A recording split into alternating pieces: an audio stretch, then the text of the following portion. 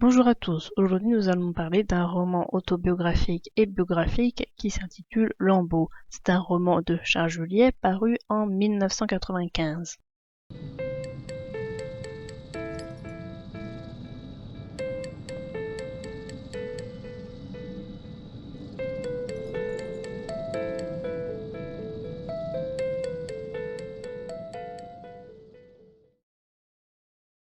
Dans la première partie du roman, Charles Juliet parle de la vie de sa mère biologique.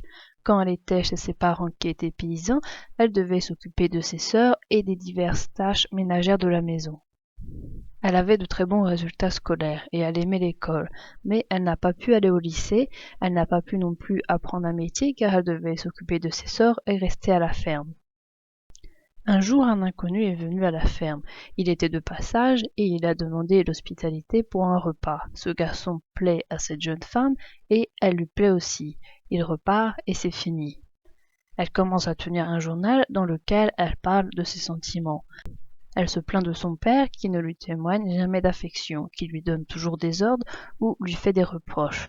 Elle apprend qu'il est comme ça avec elle car il aurait voulu avoir un garçon pour premier enfant. Elle se sent seule, elle n'est pas comprise par sa famille, elle n'a pas d'amis ni d'amoureux. Dans une petite ville proche du village, il y a un sanatorium à la petite ville de H. Elle veut y aller. Un jour, en se promenant, elle rencontre un marcheur. Il lui parle et elle l'écoute. Le dimanche suivant, elle revient au même endroit et elle le revoit. Il lui donne rendez-vous pour le dimanche suivant. Elle apprend qu'il est étudiant et elle est fascinée par son savoir et par tout ce qu'il dit. Un dimanche, ils sont tous deux au rendez-vous, mais il pleut. Le dimanche suivant, elle ne le voit pas. Elle s'inquiète et va à H, au sanatorium. Elle apprend que le jeune homme est mort, notamment à cause de la pluie qu'il a reçue en allant la voir. Elle rencontre plusieurs fois Antoine, un garçon du village avec qui elle se marie. Ils partent tous les deux vivre dans la ferme d'une tante décédée. Elle espère qu'Antoine va l'aider et qu'en échange, elle doit être une femme parfaite pour lui. Bien vite, elle remarque qu'Antoine ne la comprend pas. Elle va chez un homme qui est mis au ban du village car son père ou son grand-père a été au bagne. Elle lui demande un chien.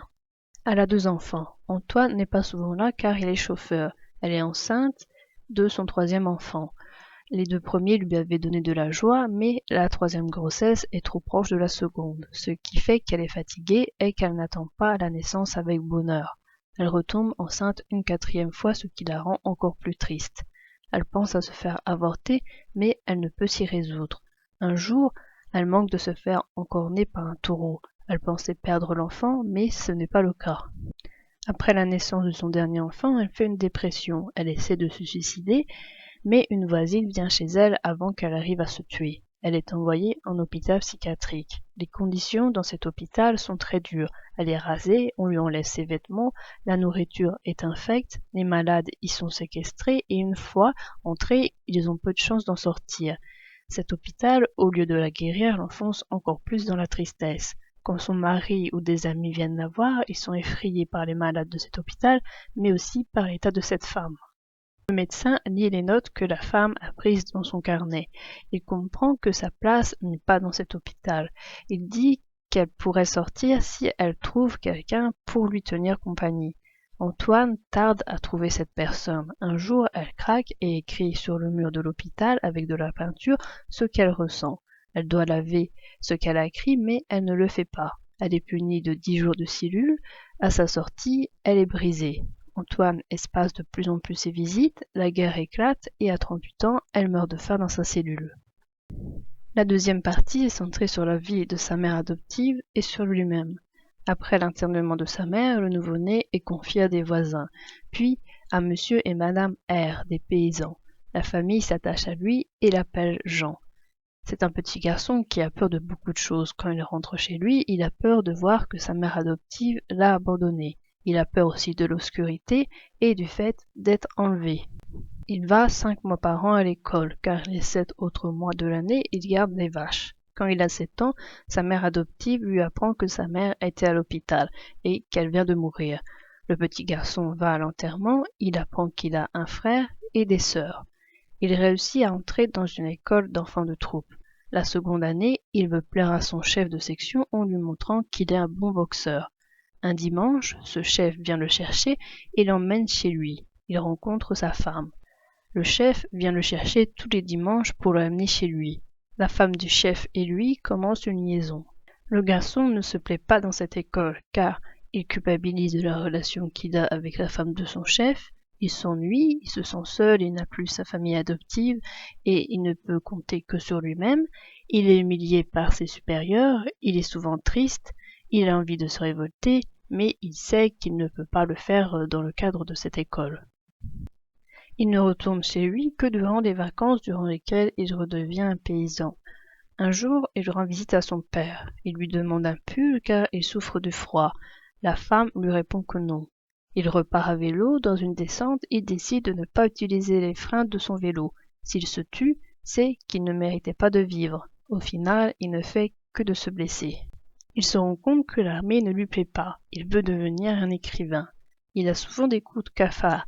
Il sent aussi qu'il n'est pas comme les autres. Même si à l'extérieur tout a l'air de bien se passer pour lui, par exemple, il devient capitaine d'une équipe de rugby, à l'intérieur, il se sent mal. Lors du mariage de sa sœur, il revoit son père et ses frères. Il veut en savoir plus sur eux, mais il repart sans rien savoir. Ses deux frères partent finalement à l'étranger et il ne les revoit plus. Quelquefois, il tombe sur de bons chefs, mais quelquefois, les chefs sont brutaux avec lui et l'humilient. Il finit par quitter l'école et la femme du chef. Il continue avec des études de médecine dans l'école du service de santé militaire. Avant de terminer sa seconde année, il décide d'abandonner l'école pour se consacrer à l'écriture. Il devient professeur de physique-chimie, il doit s'habituer à être seul car dans l'armée, il était toujours encadré. L'écriture lui est difficile, il commence à lire beaucoup mais il n'arrive toujours pas à écrire. Il rencontre une jeune femme qui lui propose d'être la seule à subvenir à leurs besoins. Ainsi, il pourra consacrer plus de temps à son écriture. Malgré le fait qu'il travaille à son écriture, il a toujours du mal à écrire. Un jour, il décide d'aller voir sa mère adoptive. Il s'aperçoit que 3 de ses sœurs et son frère ont construit une famille. Son père adoptif est mort. Il passe du temps avec sa mère. Il commence à désespérer car il croit ne rien valoir et il pense que le futur ne sera pas meilleur. Il devient insomniaque et angoissé. Un jour qu'il vient voir son père lui montre une photo de sa mère qu'il n'a jamais vue. Plus tard, il rencontre un paysan qui a travaillé dans le même village que sa mère et qui la connaissait. Il lui apprend que sa mère a tenté de se suicider, ce qui a provoqué son internement en psychiatrie. Il se renseigne auprès de différentes personnes qui lui apprennent que durant la guerre, les soldats allemands laissaient mourir de faim les patients dans les hôpitaux psychiatriques. Ils se sont coupables de la mort de sa mère, ils tentent de se suicider mais sans succès. Un jour, il lui vient l'idée d'un texte qu'il écrira à propos de ses 2 mères. C'est ainsi qu'il a écrit le roman que l'on a et qui s'appelle Lambeau. Ce livre a pour objectif de parler de ces 2 femmes qui n'ont jamais eu de moyens pour s'exprimer. Il décide de les faire montrer à autrui pour leur donner ce pouvoir qu'elles n'ont jamais eu. Il prend conscience que la séparation avec sa mère aurait pu avoir des conséquences plus graves comme la délinquance, la folie ou le suicide. Il se rend compte qu'il a eu de la chance de ne subir aucun de ces 3 traitements.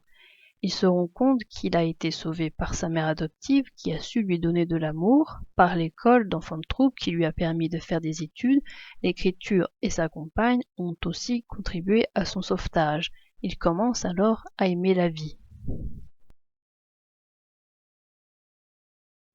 Dans ce roman, les noms des villes ne sont mentionnés que par des initiales. Il n'y a presque pas de nom de personnes. Presque toujours, la qualité des personnes est mentionnée, c'est-à-dire le père, la mère, les frères, les sœurs, le chef ou la compagne. Seul l'instituteur a un nom. Charles-Juliet utilise le tu pour parler de sa mère biologique, mais aussi pour lui. Il emploie le pronom tu comme s'il parlait à sa mère. C'est une chose qu'il n'a jamais pu faire car ils ont été séparés quand il avait 1 mois. Par contre, il utilise le pronom elle pour parler de sa mère adoptive. Le récit est cloisonné en 2 parties. La séparation se passe au moment où il passe d'une mère à l'autre. Le titre Lambeau signifie que les 2 êtres, c'est-à-dire la mère et le fils, se sentaient déchirés de l'intérieur. On retrouve le déchirement dans l'écriture du récit. Il écrit que ce qu'il a appris, ce qu'il a pu récupérer comme information auprès des autres qui ont connu sa mère. On devine qu'il y a de nombreux trous dans son histoire et qu'il n'arrivera pas à les combler. Charles Juliet se sent mal et il ne sait pas pourquoi. L'auteur se demande parfois s'il a le droit d'être en vie. Au moment de sa tentative de suicide, il pense qu'il n'a vraiment pas le droit d'être en vie. On a un personnage qui manque d'aisance. Tout d'abord, il manque d'aisance dans ses habits quand ses chaussures sont trop petites ou quand il a froid, quand il n'a pas de pull. Il manque aussi d'aisance psychologiquement. Pendant des années, il a été ballotté de sa vie de paysan à celle de l'armée. Le cadre militaire ne lui permettait pas de dire ses idées et de se rebeller. Il fallait qu'il obéisse aux ordres sans exprimer la seule émotion. La seule fois où son émotion s'est vue à travers ses yeux, son chef s'est vengé sur lui durant toute l'année. Bizarrement, il arrive d'un extrême à l'autre. Durant son enfance, il se tait trop et il se déverse après dans l'écriture. Cette fois, il écrit tout ce qu'il a ressenti. Il ne trouve de la sérénité que quand déjà premièrement il apprend la véritable histoire de sa famille et que quand deuxièmement il se rend compte de la chance qu'il a. Avant de connaître ces deux éléments, il était terriblement anxieux. Finalement, c'est ces deux éléments qui lui permettent d'accéder à l'écriture. Ce besoin d'écrire est transgénérationnel. Sa mère aussi écrivait son journal. Elle avait aussi ce besoin d'écrire sur le mur de l'hôpital psychiatrique. Elle lisait la Bible. Tous deux voient l'importance des mots. Les mots pour l'une ou pour l'autre personne sont importants car ils permettent d'extérioriser le mal-être, dire ce que l'on ressent pour tenter de faire disparaître tout le poids de la tristesse ou de la solitude. Pour avoir tenté d'écrire, ils reçoivent tous deux des punitions. La mère est enfermée dans une cellule, le fils sera désespéré de sa feuille blanche et du fait que sa compagne se soit sacrifiée pour lui pour justement lui permettre d'écrire, alors qu'il n'y arrive pas. Sans le vouloir et peut-être sans le savoir, le fils ressemble à la mère. Ils ne se sont pas connus et pourtant leurs vies ont des ressemblances, ne serait-ce que dans le fait d'être différents des autres et de ne pas être compris. La seule différence avec sa mère, c'est que lui, il a réussi à s'en sortir et pas elle. Heureusement que l'auteur a eu l'écriture, car elle l'a soulagé, lui et également ses deux mères. L'écriture sert à dénoncer les vies injustes. Il y a une mère qui a eu plusieurs grossesses de suite dont elle ne s'est pas remise mentalement, qui a eu un internement abusif et qui est morte de faim dans un hôpital. Son autre mère est celle qui a eu une vie pleine de labeur, qui a eu peu de joie et qui pourtant garde toute confiance en l'avenir. Être un écrivain, ce n'est pas parler que de soi, c'est aussi parler des autres, ceux qui n'ont eu que leur vie, ceux qui n'ont pas eu ce moyen de s'exprimer à travers l'écriture. L'écriture permet de dire bien souvent ce qui ne va pas dans une vie plutôt que ce qui va. Elle permet d'exposer sa vie aux autres. Les lecteurs pourront alors comprendre la vie d'autrui, comprendre sans avoir vécu cette vie ou alors sans avoir vécu aux côtés de la personne. En expliquant les rouages du fonctionnement de l'individu du début à la fin d'un événement ou d'une vie, on comprend le pourquoi cet individu a fait telle action. On s'aperçoit que ce n'est qu'une suite logique. Par contre, si l'on ne prend en compte que l'acte en lui-même, sans considérer son passé, son espoir ou son désespoir, on peut ne pas comprendre l'individu et passer à côté de lui. Être écrivain, c'est écrire ce qu'une personne ressent, ou même ce que nous-mêmes nous ressentons. C'est parler avec des mots de soi-même, de son entourage et aussi d'inconnus.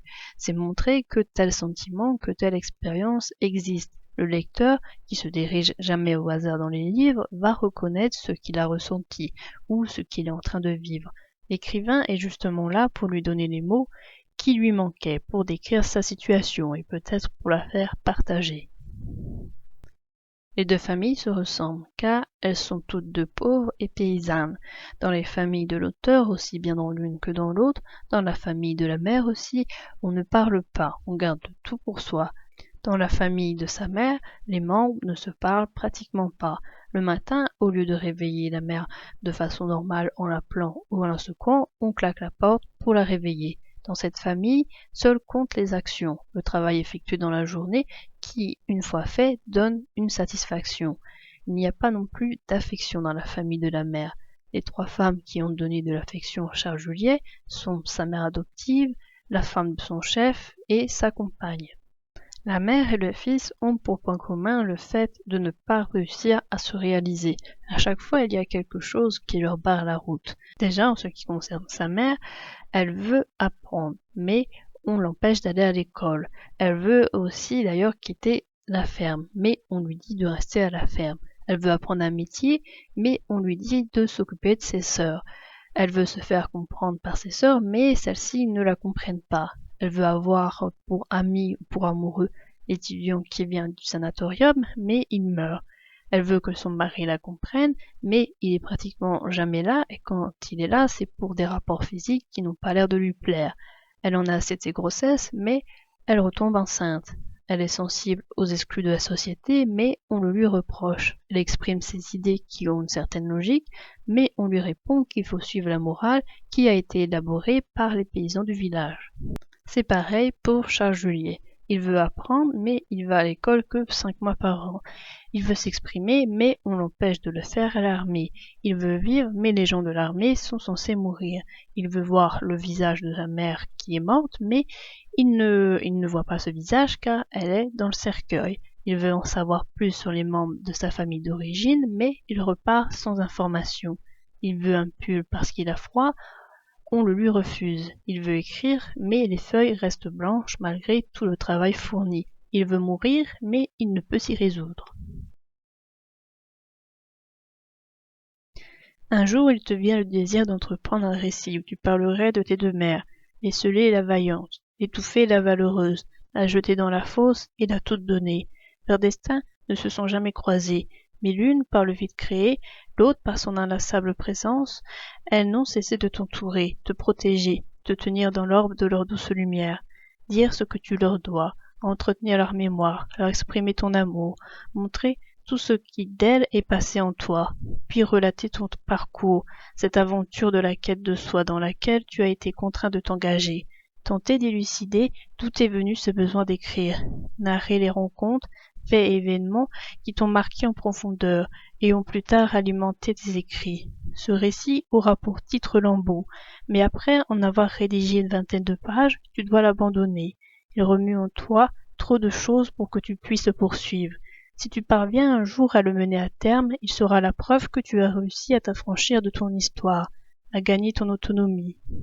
Ni l'une ni l'autre de tes deux mères n'a eu accès à la parole, du moins à cette parole qui permet de se dire, de délivrer, de faire exister dans les mots. Parce que ces mêmes mots se refusaient à toi et que tu ne savais pas t'exprimer, tu as dû longtemps lutter pour conquérir le langage. Et si tu as mené ce combat avec une telle obstination, il te plaît de penser que ce fut autant pour elle que pour toi. Tu songes de temps à autre à Lambeau. Tu as la vague idée qu'en l'écrivant, tu les tireras de la tombe, leur donneras la parole, formuleras ce qu'elles ont toujours tu. Lorsqu'elles se lèvent en toi, que tu leur parles, tu vois s'avancer à leur suite la cohorte des bâillonnés, des mutiques, des exilés des mots, ceux et celles qui ne se sont jamais remis de leur enfance, ceux et celles qui s'acharnent à se punir de n'avoir jamais été aimés, ceux et celles qui crèvent de se mépriser et de se haïr, ceux et celles qui n'ont jamais pu parler parce qu'ils n'ont jamais été écoutés, ceux et celles qui ont été gravement humiliés et portent au flanc une plaie ouverte, ceux et celles qui étouffent de ces mots rentrés pourrissant dans leur gorge, ceux et celles qui n'ont jamais pu surmonter une fondamentale détresse.